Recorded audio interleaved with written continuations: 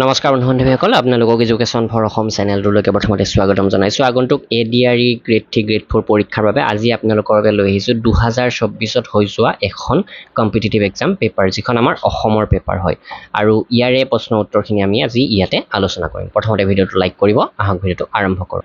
তো এইখন হৈছে পেপাৰখন, আৰু এই পেপাৰখন 10 মাৰ্চ 2024ত অনুষ্ঠিত হোৱা গুৱাহাটী হাইকোৰ্টৰ হয়। তো প্ৰথমে আমি জেনেৰেল নলেজ ছেকশ্যনটো চাম। তো এই প্ৰশ্নটো চাওক, who wrote the novel Thank You জীভছ।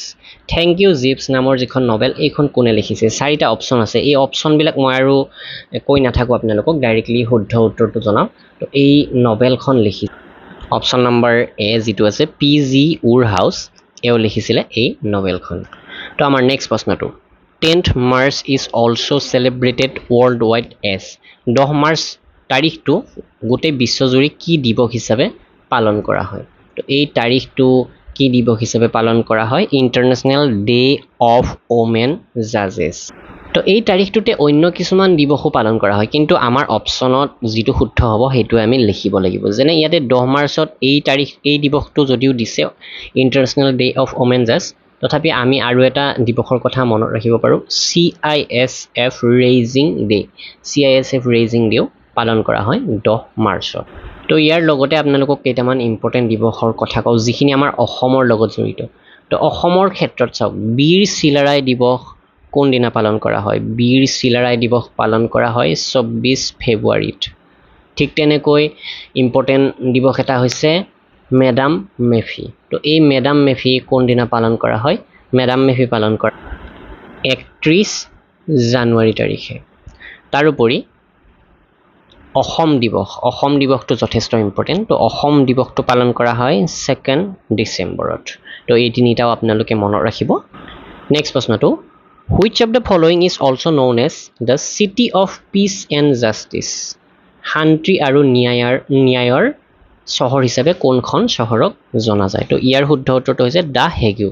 The Hague চহৰখনক city of peace and justice বুলি জনা যায়, কাৰণ ইয়াতে আছে ইণ্টাৰনেশ্যনেল কোৰ্ট অফ জাষ্টিছ। আৰু এই হেগু চহৰখন ক'ত আছে? এইখন আছে নেদাৰলেণ্ডত। নেদাৰলেণ্ডত আছে দ্য হেগু। আৰু এই ইণ্টাৰনেশ্যনেল কোৰ্ট অফ জাষ্টিছৰ লগত জড়িত এটা ইম্পৰ্টেণ্ট পইণ্ট হৈছে, ইয়াতে আমাৰ ভাৰতবৰ্ষৰ এগৰাকী জাজ আছে। তেওঁৰ নাম কি? দলবীৰ ভাণ্ডাৰী আমাৰ ভাৰতবৰ্ষৰ পৰা ইণ্টাৰনেশ্যনেল কোৰ্ট অফ জাষ্টিছত এগৰাকী জাজ। নেক্সট প্ৰশ্নটো হৈছে, which newspaper was founded in 1780 by James Augustus Hicky. James Augustus হিকিয়ে 1780 চনত কোনখন নিউজ পেপাৰ আৰম্ভ কৰিছিলে? তো এইখন ইয়াতে চাৰিটা অপশ্যনৰ শুদ্ধটো হৈছে বেংগল গেজেট। তো বেংগল গেজেটখন 1780 চনত আৰম্ভ হৈছিলে। প্ৰশ্ন এনেকৈ হ'ব পাৰে, বেংগল গেজেটখন কেতিয়া প্ৰথম প্ৰচাৰ হৈছিলে বা প্ৰথম আৰম্ভ হৈছিলে? 1780 চনত। তো এইখন প্ৰথম ক'ৰ পৰা প্ৰকাশ হৈছিলে? কলকাতাৰ পৰা প্ৰথম প্ৰকাশ হৈছিলে। এইখন এখন উইকলি ইংলিছ নিউজ পেপাৰ, সাপ্তাহিক ইংৰাজী ভাষাত প্ৰকাশিত এখন নিউজ পেপাৰ আছিলে, আৰু গোটেই এছিয়াৰ ভিতৰতে প্ৰথম প্ৰিণ্টেড এখন নিউজ পেপাৰ এইখন। আৰু পেপাৰখন মাথো 2 বছৰৰ কাৰণে চলিছিলে, 1780 আৰু 1780ৰ পৰা 1782লৈকে। তো ইয়াৰ পিছৰ প্ৰশ্নটোলৈকে আহোঁ, ৰংঘৰ ৱাজ ফাৰ্ষ্ট বিল্ড বাই হুম। ৰংঘৰটো প্ৰথম কোনে নিৰ্মাণ কৰিছিলে? ৰুদ্ৰসিংহ, শিৱসিংহ, প্ৰতাপসিংহ নে প্ৰমত্তসিংহ? তো ইয়াৰ শুদ্ধ উত্তৰটো হৈছে ৰুদ্ৰসিংহই প্ৰথম ৰংঘৰটো নিৰ্মাণ কৰিছিল। তো প্ৰথম অৱস্থাত ৰংঘৰটো ৰুদ্ৰসিংহই বাঁহ আৰু কাঠেৰে নিৰ্মাণ কৰিছিলে, আৰু পিছত এইটো স্বৰ্গদেউ প্ৰমত্তসিংহই ভালদৰে নিৰ্মাণ কৰিছিলে। 1744 পৰা 51 চনৰ ভিতৰত এই ৰংঘৰটো ভালদৰে প্ৰমত্তসিংহদেৱে নিৰ্মাণ কৰিছিলে। ইয়াৰ পিছৰ প্ৰশ্নটো হৈছে, the first field marshal of India was. ভাৰতবৰ্ষৰ প্ৰথমগৰাকী ফিল্ড মাৰ্শ্বেল কোন? তো ইয়াতে শুদ্ধ উত্তৰটো হৈছে option number B, general SHF মেনশ্বউ। আৰু এই ফিল্ড মাৰ্শ্বেল যিটো পদ, এই পদটো এটা 5 ষ্টাৰ অফিচাৰ ৰেংক হয়। ইণ্ডিয়ান আৰ্মিৰ আটাইতকৈ সৰ্বোচ্চ, অৰ্থাৎ সৰ্বোচ্চ ৰেংক হয় এইটো। আৰু এই ফিল্ড মাৰ্শ্বেল SHF মেনেকশ্বউ যিগৰাকী, এওঁৰ ফুল নামটো হৈছে ছেম হাৰমৌচি ফাৰামজি জামছেদজি মেনেকশ্বউ।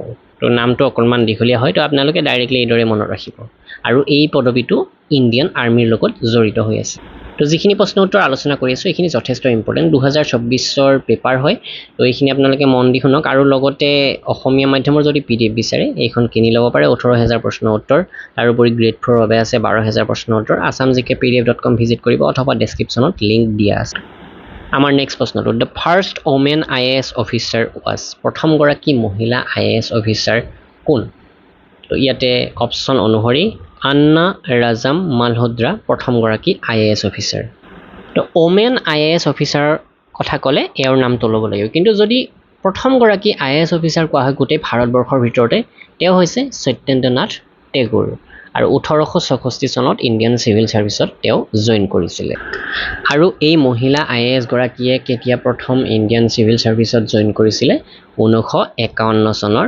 বেটছত নেক্সট প্ৰশ্নটো the first female US Supreme Court justice was USৰ সুপ্ৰিম কোৰ্টৰ প্ৰথমগৰাকী মহিলা জাষ্টিছ কোন আছিলে তো এইটো এটা ইম্পৰ্টেণ্ট প্ৰশ্ন হয় আৰু এইটো হৈছে চান্দ্ৰা ডে কনৰ এইটো তেওঁৰ নামটো যিগৰাকী USৰ সুপ্ৰিম কোৰ্টৰ প্ৰথম মহিলা জাষ্টিছ তো ঠিক তেনেকৈ আমাৰ ভাৰতবৰ্ষৰ সুপ্ৰিম কোৰ্টৰ প্ৰথম মহিলা জাষ্টিছ কোন এইটো বেছি ইম্পৰ্টেণ্ট হৈ পৰে তো আপোনালোকে প্ৰশ্নৰ লগত যিবিলাক তথ্য মই কৈ গৈ আছোঁ সেইবিলাক পাৰিলে নোট কৰি ল'ব তো আমাৰ ভাৰতবৰ্ষৰ ক্ষেত্ৰত আমাৰ সুপ্ৰিম কোৰ্টৰ প্ৰথমগৰাকী মহিলা জাষ্টিছ হৈছে ফাতেমা বিবি তো ফাতেমা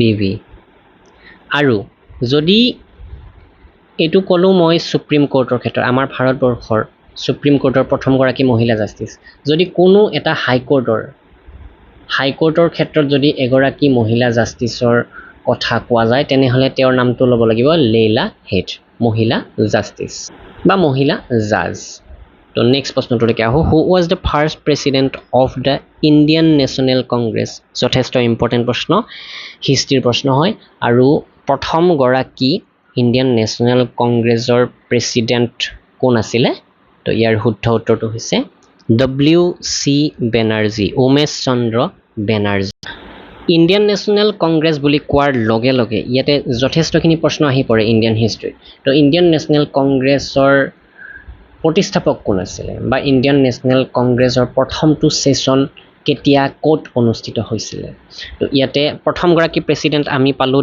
WC বেনাৰ্জী আৰু ইণ্ডিয়ান নেশ্যনেল কংগ্ৰেছৰ প্ৰথমখন সেশ্যন অনুষ্ঠিত হৈছিলে 1885 চনত ক'ত অনুষ্ঠিত হৈছিলে বম্বেত তো বম্বে বুলি কোৱা হৈছিলে তেতিয়া তো এতিয়াতো মুম্বাই কোৱা হয় তো বম্বেত প্ৰথম 1885 চনত ইণ্ডিয়ান নেশ্যনেল কংগ্ৰেছৰ সেশ্যনটো অনুষ্ঠিত হৈছিল আৰু এই 1885 চনতে ইণ্ডিয়ান নেশ্যনেল কংগ্ৰেছৰ প্ৰতিষ্ঠা হৈছিলে 28 ডিচেম্বৰ 1885ত ইণ্ডিয়ান নেশ্যনেল কংগ্ৰেছৰ প্ৰতিষ্ঠা হৈছিলে প্ৰতিষ্ঠাপক কোন আছিল বাৰু সেইটো যথেষ্ট ইম্পৰ্টেণ্ট ইয়াৰ প্ৰতিষ্ঠাপক আছিল ভালেকেইগৰাকী ব্যক্তিৰ নাম ল'ব লাগিব তাৰে ভিতৰত A.O.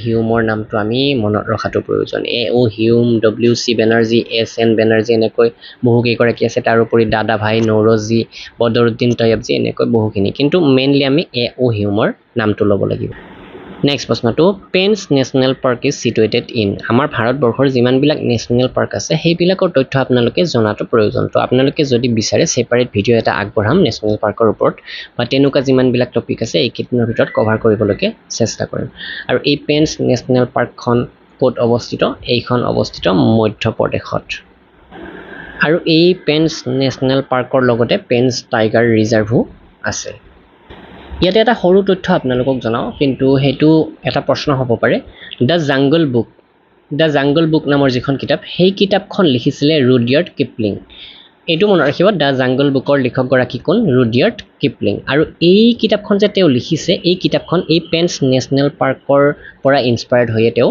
লিখিছিলে নেক্সট প্ৰশ্নটো the youngest Bharat Ratna awardee and the first sports person was youngest অৰ্থাৎ আটাইতকৈ কম বয়সীয়া ভাৰত ৰত্ন এৱাৰ্ড পোৱা ব্যক্তিগৰাকী কোন যিগৰাকী একচুৱেলি প্ৰথমগৰাকী স্পৰ্টছ পাৰ্চনো হয় স্পৰ্টছ পাৰ্চন তেওঁ হৈছে অপশ্যন বি শচীন তেণ্ডুলকাৰ সকলোৱে জানে শচীন তেণ্ডুলকাৰৰ কথা তেওঁই প্ৰথমগৰাকী য়ংগেষ্ট আটাইতকৈ কম বয়সীয়া ভাৰত ৰত্ন বঁটা প্ৰাপক তেওঁ এগৰাকী স্পৰ্টছ পাৰ্চন শচীন তেণ্ডুলকাৰৰ বিষয়ে নকলেও হ'ব আপোনালোকক সকলোৱে জানে তেওঁৰ সম্পূৰ্ণ নামটো প্ৰায় এক্সামত আহে শচীন ৰমেশ তেণ্ডুলকাৰ তেওঁৰ জন্ম হৈছিলে 24 এপ্ৰিলত 1973ত 24 এপ্ৰিল 1973 এতিয়া ইয়াত যেটো কৈছে ভাৰত ৰত্ন এৱাৰ্ড ভাৰত ৰত্ন বঁটা শচীন তেণ্ডুলকাৰক কেতিয়া প্ৰদান কৰা হৈছিলে 2014 চনত এই বঁটা তেওঁক প্ৰদান কৰা হৈছিলে ইণ্ডিয়াৰ হাইয়েষ্ট সিভিলিয়ান এৱাৰ্ড হৈছে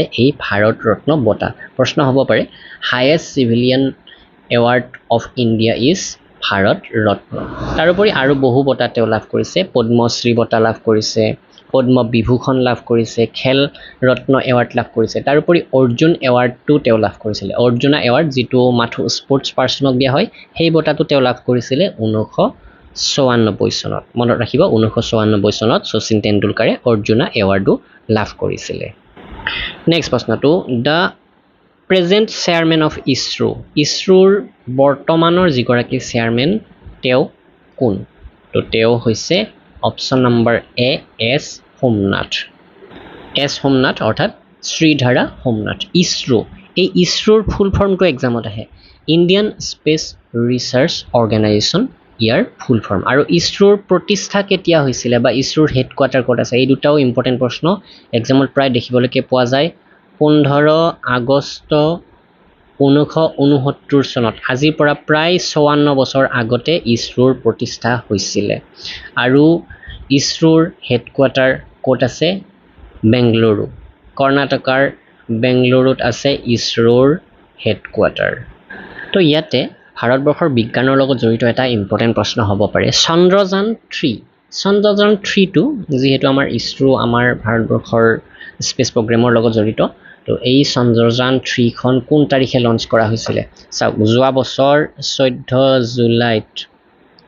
জুলাই 2023ত চন্দ্ৰযান 3 লঞ্চ কৰা হৈছিলে নেক্সট প্ৰশ্নটো হৈছে which famous body is housed at Dholpur House New Delhi 1106006 অৰ্থাৎ এই ধলপুৰ হাউচত নিউ দিল্লীৰ ধলপুৰ হাউচত কোনটো বডি আছে কোনটো বডিৰ হেডকোৱাৰ্টাৰ বুলি ক'ব পাৰোঁ আমি নীতি আয়োগ UPSC NHRC CBI তো UPSCৰ হেডকোৱাৰ্টাৰটো হৈছে এই ধলপুৰ হাউচ চেন্ট্ৰেল হল ধলপুৰ হাউচ নিউ দিল্লীত UPSCৰ হেডকোৱাৰ্টাৰ UPSCৰ ফুল ফৰ্ম কি ইউনিয়ন পাব্লিক সাৰ্ভিস কমিশন এই UPSCয়ে বিভিন্ন ধৰণৰ এক্সাম কণ্ডাক্ট কৰে তাৰে ভিতৰত IAS IPSৰ এক্সামটো আটাইতকৈ গুৰুত্বপূৰ্ণ নেক্সট প্ৰশ্নটো who is the present union minister of Ayush চাওক এইটো এটা কাৰেণ্ট এফেয়াৰ প্ৰশ্ন হয় আৰু এই পেপাৰখন যিহেতু মাৰ্চ 2024ৰ হয় তো এইটো যথেষ্ট ইম্পৰ্টেণ্ট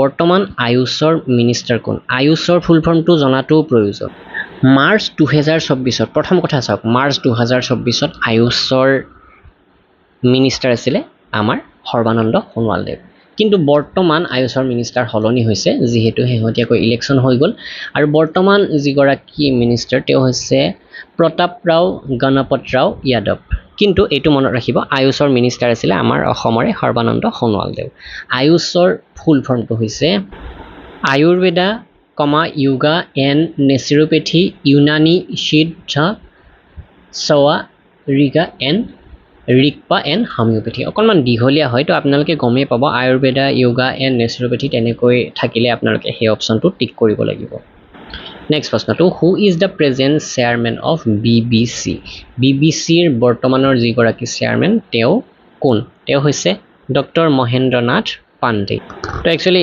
এইটো শুদ্ধ নহয় ডক্টৰ সমীৰ শ্বাহ হয় শুদ্ধ অপশ্যন এটোহে শুদ্ধ BBCৰ চেয়াৰমেন ডক্টৰ সমীৰ শ্বাহ এটা কথা হৈছে এই BBCৰ ফুল ফৰ্মটো কি BBCৰ ফুল ফৰ্মটো হৈছে ব্ৰিটিছ ব্ৰডকাষ্টিং কৰ্পোৰেশ্যন আৰু ইয়াৰ হেডকোৱাৰ্টাৰ ক'ত আছে ব্ৰডকাষ্টিং হাউচ লণ্ডন ইংলেণ্ডত আছে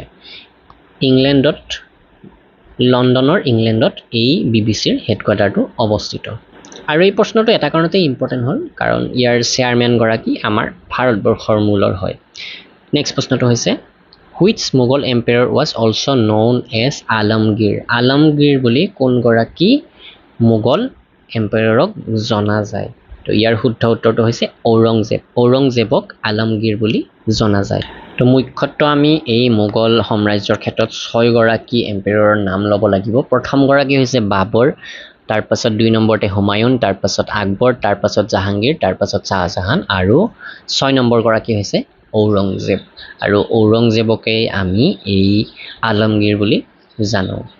তাৰোপৰি ইয়াৰ ক্ষেত্ৰত এটা মন কৰিবলগীয়া পইণ্ট হৈছে যদিও ঔৰংজেবক বিশেষকৈ মোগল সাম্ৰাজ্যখনৰ শেষৰ গৰাকী বুলি ধৰা হয়, তথাপি ইয়াৰ প্ৰকৃততে অন্তিম গৰাকী এম্পেৰৰ আছিলে বাহাদুৰ শ্বাহ দ্বিতীয় জাফৰ বা বাহাদুৰ শ্বাহ জাফৰ দ্বিতীয় অন্তিম গৰাকী মোগল শাসক।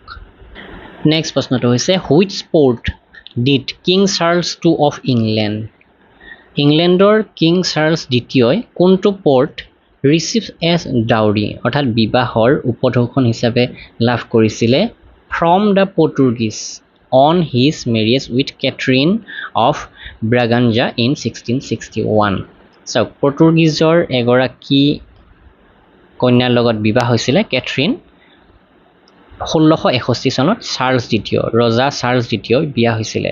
আৰু সেই সময়ত এই পৰ্তুগীজসকলৰ পৰা এটা পৰ্ট অৰ্থাৎ এটা জাহাজ ঘাট বিয়াৰ উপহাৰ হিচাপে ডাউৰি হিচাপে লাভ কৰিছিলে, সেইটো হৈছে মুম্বাই। আৰু এইটো মনত ৰাখিব, মুম্বাই তেওঁ ডাউৰি হিচাপে লাভ কৰিছিলে পৰ্তুগীজৰ পৰা। তো ইয়াতে যিখিনি প্ৰশ্ন উত্তৰ আমি আলোচনা কৰিছোঁ, এফালৰ পৰা চাবলৈ গ'লে ইয়াৰ হেৰিটো অকণমান টাফ হয় আৰু এই প্ৰশ্নবিলাক যথেষ্ট ইম্পৰ্টেণ্ট হয়। ইয়াৰ লগত জড়িত তথ্যবিলাকো আপোনালোকে ভালদৰে মন কৰি যাই থাকিব আৰু আপোনালোকৰ সঁহাৰি অনুসৰি এই ধৰণৰ ছেশ্যন মই ৰেগুলাৰ আগবঢ়াবলৈকে চেষ্টা কৰিম। তো নিশ্চয় এই ভিডিঅ'টো লাইক কৰিব, শ্বেয়াৰ কৰিব। ধন্যবাদ।